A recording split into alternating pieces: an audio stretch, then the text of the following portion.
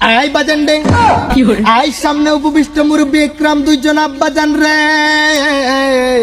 ওই আমার বাপজান কান খারাপ করে শুনে রাখেন, আপনি এত চেতবেন না, নাহলে কিন্তু আমি বিয়ের প্যান্ডেল প্যান্ডেল সব লন্ড ভন্ড করে দেব।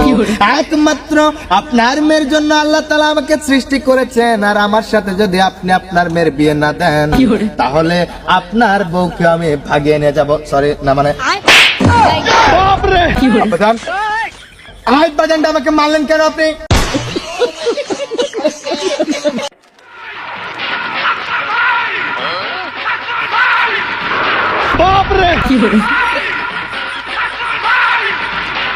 আব্বাজান, আজকে আমরা বাপ ছেলে একসাথে বিয়ে করে ওয়ার্ল্ড রেকর্ড করবো। আব্বাজান আসসালামু আলাইকুম। ওয়ালাইকুম আসসালাম। এই এটা কি করে? এটা তোমার বাবা না? ইয়ে আব্বাজান, সালামটা আমার করার কথা ছিল। হ্যাঁ বুঝলাম, সালাম তুমি করবা, কিন্তু বাপ্পাটার এই অবস্থা কেন? দুইজন জামাই সাইজ আইছো, ব্যাপার কি? আব্বাজান, উনি আমার বাবা। আসলে আমি যে আপনার মেয়েকে বিয়ে করতে এসেছি, হ্যাঁ আমার বাবা আমাকে শর্ত দিয়েছিল। কি শর্ত? যে আমি যদি বিয়ে করি, আমি যদি সিঙ্গেল থেকে মিঙ্গেল হয়ে যাই, তাহলে আমার বাবারও একটা বিয়ে দিতে হবে। তাই আমার বাবাকে বর সেজে আপনার কাছে নিয়ে এসেছি। আপনি প্লিজ দুজনকে জামাই হিসেবে গ্রহণ করে। দুইজনকে মানে? আমার মেয়ে তো একটা।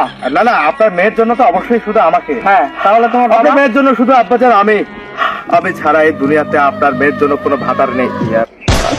সরি আব্বাজান, আমি slip of tongue mistake for this language or ভাষা is this country outside of this I am pregnant.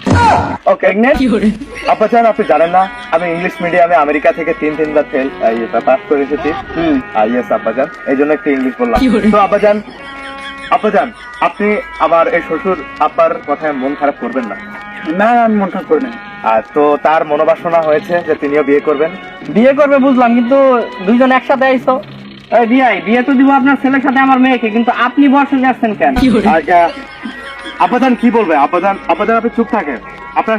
আব্বাজান আপনি দয়া করে আপনি মুখে হাত দিয়ে ঢেকে রাখুন মুখটা। আপনার লজ্জা থাকার দরকার এখন। আমার তো লজ্জা সরব নেই, আর লজ্জা সরব নেই। আপনার মেয়েকে যেদিন থেকে আমি ভালোবেসেছি সেদিন থেকে আমি লজ্জার মাথা চিবিয়ে খেয়েছি কই মাছের মাথার মতো। মানে আপনার মেয়েকে আমি বিয়ে করব, আর আমার বাবা মূলত বিয়ে করবে আপনার কলিজার টুকরা জানেন যেখানে কিডনির ফুসফুস আপনার ওয়াইফকে, মানে আমার আব্বাজান শাশুড়ির মাকে। মানে কি? ইয়েস আব্বাজান। এই পাগল হয়ে গেছো নাকি তুমি?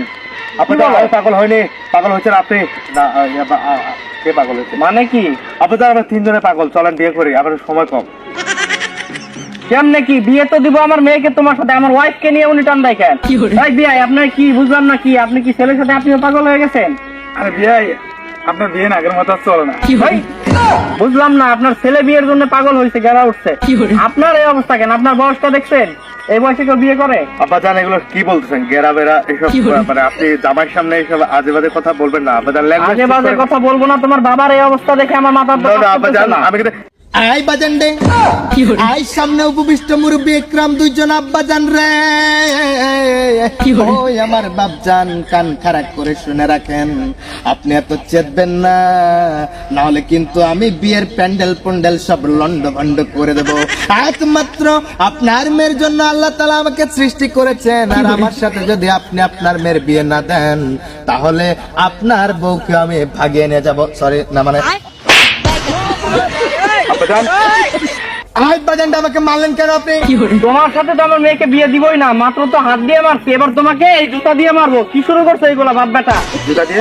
জুতা দিয়ে মানে বুঝো না? আব্বাজান আমার খুব লেগেছে।